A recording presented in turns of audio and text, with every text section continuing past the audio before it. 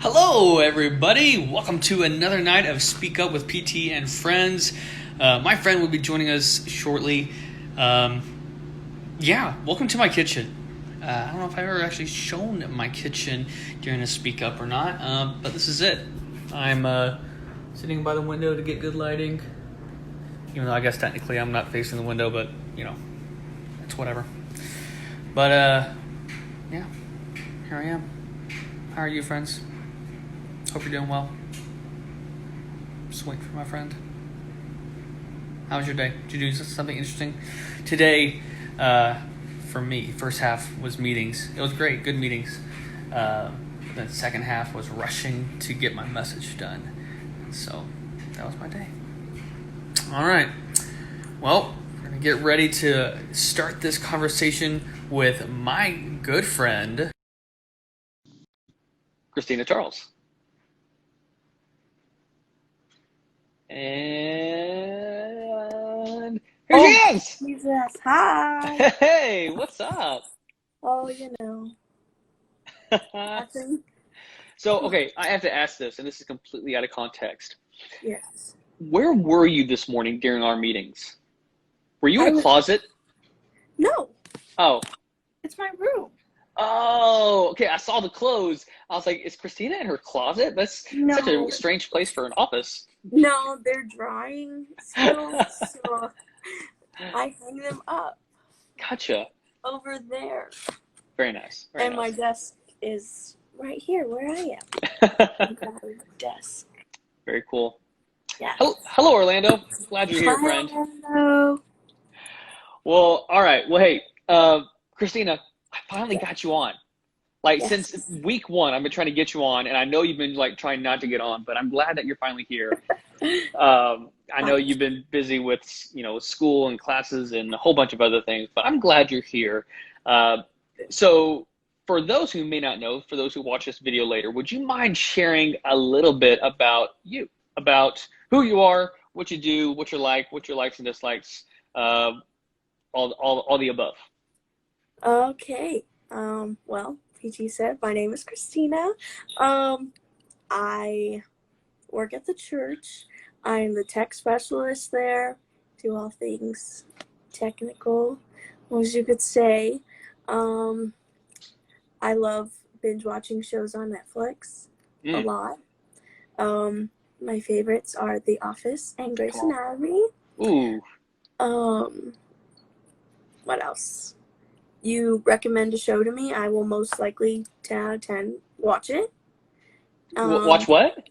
Watch whatever you recommend to me, because I am running out of shows. I am literally repeating Grey's Anatomy and The Office because I have nothing else to watch. I've already watched everything that people have already said for me to watch. And I'm like, okay, I'm just going to watch Parks and Rec?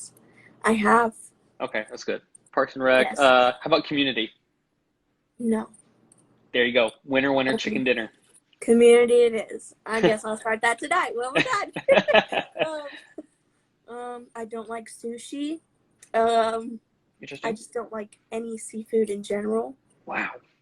Nothing at all. Can't really, I don't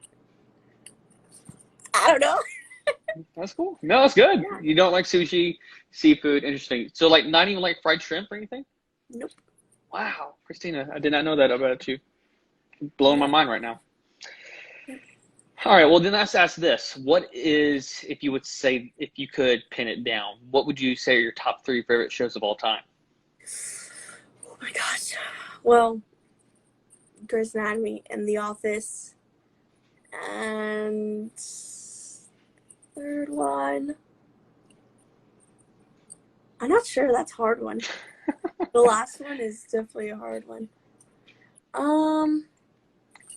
Let's look. Hold on. I got the list right here in front of me. NCIS. NCIS. Interesting. Yes. NCIS, like the older one. Wow.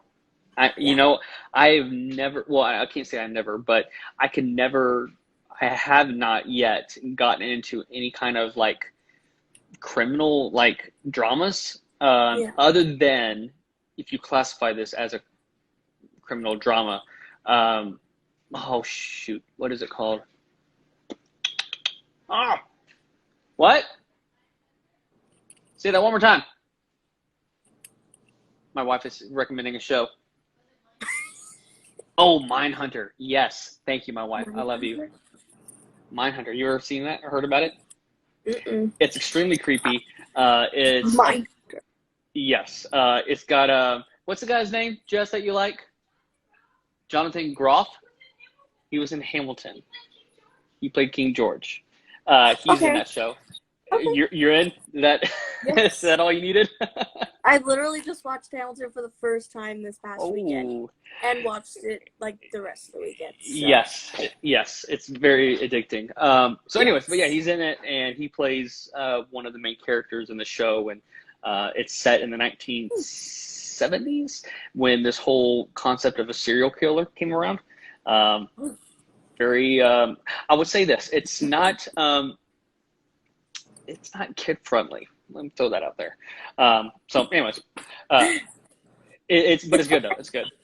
Yeah. All right. So I got some random fun questions to ask you that have nothing to do with anything, as per my norm for just what I do. So just to let you know, I got a time check for Instagram for 5 minutes. So it's probably gonna go blank in like 5 minutes, and then I'll have to get back in. But anyways, all right.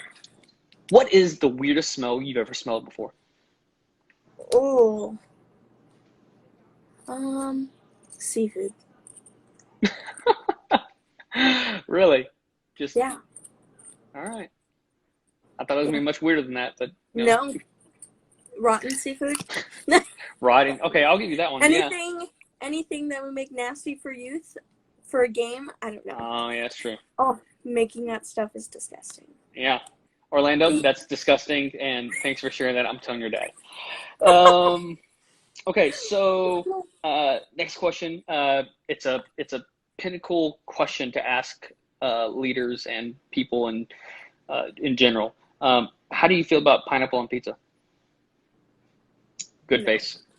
Thank you. We're on the same page. We're good. Did you see that somebody, I don't know where I saw it. I saw it yesterday. I do remember that. They put kiwi on a pizza. A what? Kiwi. The fruit. And like, it's literally the rounds are like next to the pepperoni. And I'm like, what are you doing with this pizza? Yeah, I saw it. It was really bad. I was like, no, we just leave it at pineapples on pizza. See, my biggest problem with pineapple on pizza is that you don't enjoy, at least I don't enjoy, fruit warm. Yeah. Very rarely, unless it's like in a pie and it's got like other stuff on it, like a sugary pie, I can't stand it. So what? You're weird. So yeah, pineapple on pizza does not fit well with me either. So good answer. All right, one more for you, and then we'll get to some good stuff. Not that this isn't good, but what inanimate object, something that's non-living, for those who may not know, what inanimate object do you wish you could eliminate from existence? Androids. Like the phone? Yeah. Then we wouldn't have green. Oh no, froze. You're frozen. Did you say the phones? Android phones, yes. Wow, just don't like them? Mm-mm. I mean, that's a pretty mighty thing to want it out of existence. I mean, like, you're texting someone that doesn't have, like Tori, he doesn't have an iPhone, so the messages are green and not blue, and it's like, no, I want them all to be blue.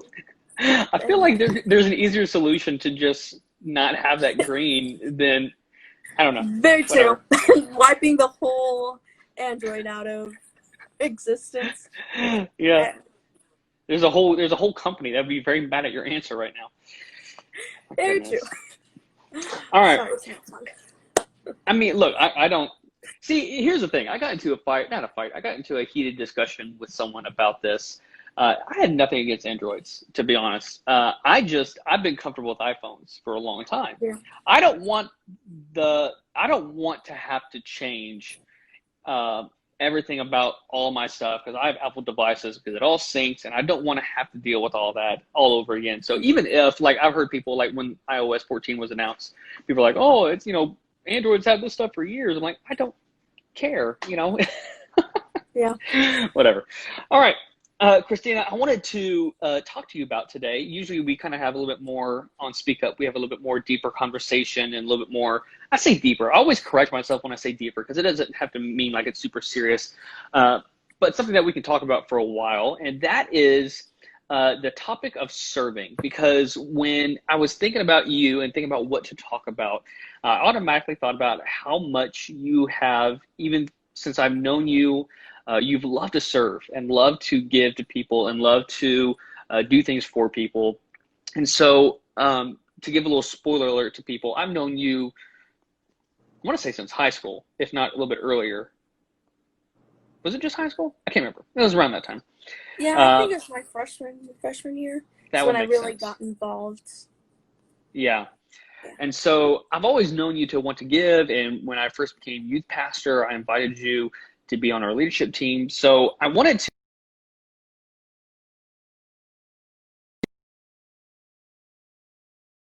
What happened? What happened? I like, whoa. What happened? That was my timer for,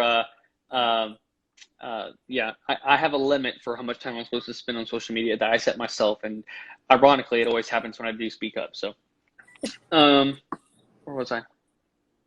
Oh, so I want to ask you if you could share a little bit as to your experience. We'll start in high school and why you did what you did, why you kind of served, why you got involved. What was your mindset? What was some of the heart of why you served then?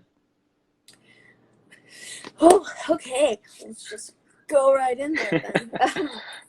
To me, serving, it's just how I was raised. My mom has taught me always to be generous and to lend a hand whenever is needed. And at the time, I started in kids, and I was like, okay, I can do this because I had that heart because I wanted to be a teacher at the time. Yeah. And I was like, okay, just learn more about, one, how the students learn and everything, and then me getting the experience with children. It's basically like setting up for my future, but also lending that helping hand. Like, I knew they were short, like volunteers, so I was like, okay, I'm just gonna go over there rather than going to a whole different ministry that is already packed with 50 billion volunteers, or I'm just gonna go where is needed and not what's most popular, I guess you would say. Right. Wow. Yeah. So let me ask you this: as a high schooler, and as I know it's been a few years for you, but which, by the way, does it ever feel weird, like when people mention high school and you're like, yeah, that's a few years ago now? Yes, it does. So yeah. So I actually learned this for my message this Sunday. But as you get older, there's this theory about time relativity and about time perception, and that as you get older, time seems a lot quicker. And there's several theories behind that. Like one, for example, when you're younger, your metabolism is higher and your information intake is a lot higher. So when you take in more information, time seems slower, right? Did I say that wrong? Anyways, long story short, when you get older, time seems to go by a lot faster because you've had more life behind you now. And it's just a weird analogy. And so anyways, where was I? I'm so sorry. I went off this rabbit trail. I can't think what I was talking about. Oh, so yeah. So thinking back in high school and thinking back about with other people around you, what do you say was some of the biggest hindrances from keeping people like yourself in high school from serving? Keeping us from not serving? Correct. I mean, you did, but like, what did you notice in other people that didn't serve? What do you think was some of the biggest, like, man, they just didn't do it or didn't want to, or I don't know. I feel like it's your heart. The biggest thing is that if your heart's not in it, then you're not going to put your best foot forward. And that's really with everything. And serving is a big thing. And you say, I want to serve in this place, but they actually put you in this other position. You're like, I'm not going to, like you're put in this mindset of, this isn't what I want to do, so I'm not going to serve as well as I would in this area or this other area. So your heart being in it and what you want to serve and what you want to do. Right. So when it came to, and I love that answer, by the way, I think you're absolutely right. It has to do with your attitude and where your heart's at. And I think too, we kind of even heard this earlier today in a meeting, that we're not supposed to serve for man, we're supposed to serve for God, and we're supposed to give our hearts to him. And when that's a priority, it's not so hard to, not saying that, hardships are something that you have to endure, but it makes hardships a little bit easier to handle when you know that it's for God and it's for his kingdom. So with all that being said, I want to progress a little bit in your life, if you don't mind. I'm giving people your whole life spiel a little bit. As you graduated high school, you definitely had, and even in high school too, but you definitely had this big trend to serve in worship and serve on in that capacity. What was that like? And I know you as an artist and as a musician and a vocalist, that was something that you were passionate about.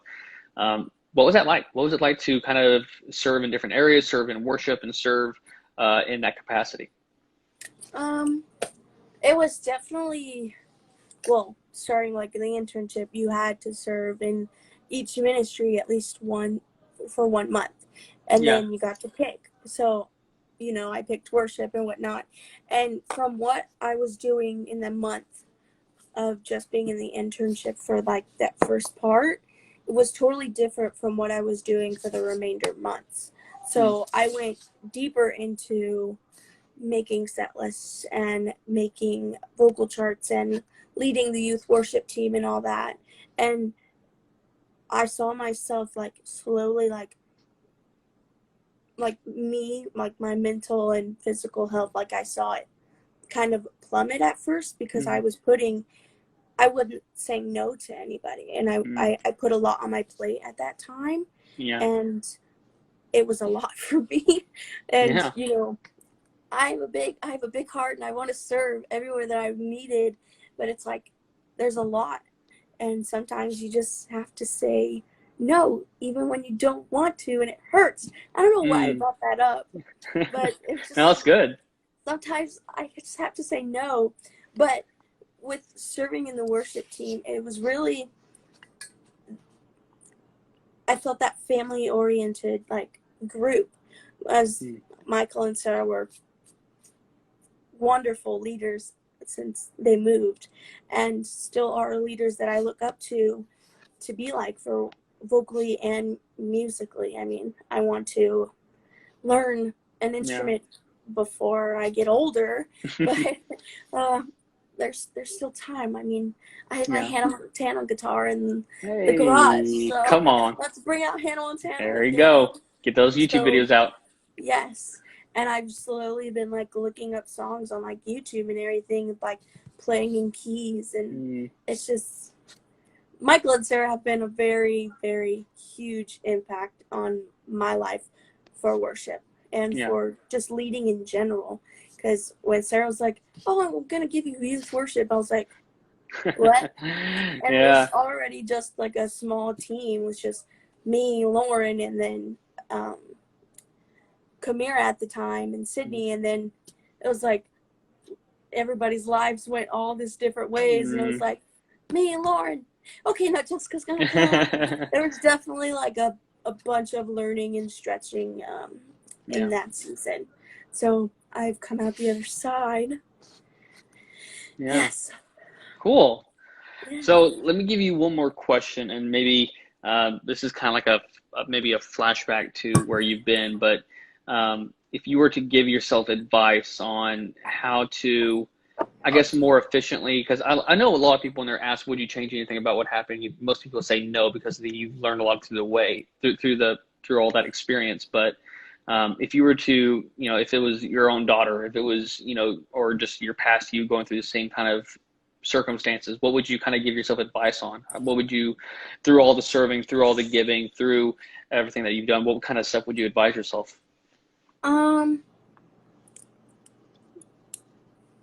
Don't put a lot on your plate. Most definitely, because I was wearing myself very thin. Like I said, I would do stuff for you guys, for youth, and then do stuff for media if they needed it. And I was just running myself every which way and helping with, what's it called? Young adults. And it was just like, I had a lot on my plate and I just kept piling and piling on like I was at a buffet or something. But when I put something on my plate, now I know, like, okay, what am I going to take off? What is not one of my priorities right now that can be put on the back burner, so I can put this new thing that I have to do on my plate. So just telling myself time management and saying no if I have a lot of stuff. Yeah, that's good. That it is okay to say no. Yeah. That's good stuff. It's good. All right. Well, hey, before we close this, one last question. In case people don't know, I don't know if I mentioned this earlier, but you kind of do a whole lot of things. But you are also social media, I don't know what the official title is, manager, overseer. Yeah, that. You are the magic behind Elevate Social Media. Do you like it? Do you enjoy kind of creating? Do you enjoy, because that's another aspect that I'm always, I enjoy in part in being a creative, is being able to create in different venues in different ways. Some things I enjoy more than others, but what kind of experiences have you felt when it comes to social media? Well, it's kind of overwhelming at first, because you're like, okay, you go and I ask you, okay, what do you want to plan out? What do you want posted? And you have this list and everything, and it's like, okay, I could do this. And I literally, where's that? I literally now have this paper. I made this paper, and it's like, Melissa wants graphic image. So Monday is an image, Tuesday is a graphic, Wednesday is an image, and I have it circled what it would be, and then on the back I have what the stories would be for that day, and it's just being organized. I have been so much more organized since I started doing social media than I would have been if I hadn't. Like, everything is usually on my desk scattered, but once I have these and made this, like, have a plan, I am set to go, and I am just putting everything. And then once I learned we had like a scheduling thing for Instagram, I was like, okay, all I gotta do is just post the stories in actual, like, real time, I guess you would say, and then I was just pushing everything out, and I was practically done. And so I think it's that, like, learning how to be time efficient, and like, I say overwhelming at the beginning, because learning like what to post and when to post it. Yeah. But it's the content that you guys as youth and everybody else that looks at our content, what they want to see. Because it's like, you look at what Grace we post to the adults, and then you look at Elevation Youth and Hillsong students, and you're like, okay, we want to look like this, but we also have a standard that we're supposed to go to. And it's like, okay, and the PT, you have your set standard. I'm like, okay, this can match with this and overlay this. And I'm like, I can do this. So it's a lot of everybody's vision and just pushing it all together into one and making the magic happen on Instagram. Making it happen. It happen. You do a great job. Thank you, Christina, for all that you do, because you do it really well. And I know you give a lot of time and effort into it. So, all right. Well, before we end this, I always like to address questions that anyone brought up, and someone did bring up something. Okay, let's go with this one first because it was asked first. Do you get a discount at the snack bar if you serve? The answer to that is no. I don't even get a discount because the prices that we give to that thing are so stinking low that there's like there's no real profit margin. Like any profit that we do have goes directly to like camps and stuff like that. Yep. There's like nothing. There's no profit margin. See, what people don't realize is that, like, for example, like the monsters that we sell, you buy that at a convenience store, that sucker's like $3 something. We sell it for $2, and everywhere else just sells it for a really huge margin. And so we don't. So Orlando, no, we do not have discounts for the snack bar. I'm sorry. We give out free waters. Yeah. So, all right, good question. And Orlando has another question. Here we go. This is a question for both of you. In high school, did you get asked to do drugs, smoke, or commit another crime, and did you do it? Ooh. Okay. I'll let you go first, Christina. Okay. I did get asked to smoke a couple times. I was a good child, and I did not. That day that, funny story, really quick. So the day that somebody asked me to like go and smoke with them was actually a day, it was in actually middle school. And that day we had an assembly about the DARE, the people with the drugs and the alcohol abuse. And I was like, okay, I was like really like beginning my walk with God, I guess you would say. Yeah. And I was like laughing in my head, and my friends were next to me like, why are you laughing? And I was like, because you asked me to smoke earlier, and we're having an assembly about smoking and drinking. Like, do you not see this connection that God is putting inside right here? And it was just like, it was crazy. But no, I did not give into the temptation. Yes. For me, you always thought people were going to ask you more than they actually did. And I think the reason behind my case, the answer is no. I never was asked, nor did I do anything to that. Did I do it? No. One primary reason, Orlando, is because I'm asthmatic, and so I couldn't smoke anything even if I wanted to. And number two, I just don't think I was in the cool kids club that much, which is a good thing. I had good friends. Let me say it like that. I had good friends, but I wasn't in the cool kids club, which is perfectly fine. I got along with them, but anyway, another story. So no, I never did. Boring story. Didn't get asked. Never had the opportunity to. I was too busy, I think, too. I think with all the band activities I was in and trying to keep up with my grades and being in the church band and just all that other stuff, it kind of kept me away from all of that. And strict parents. Yeah. So, cool.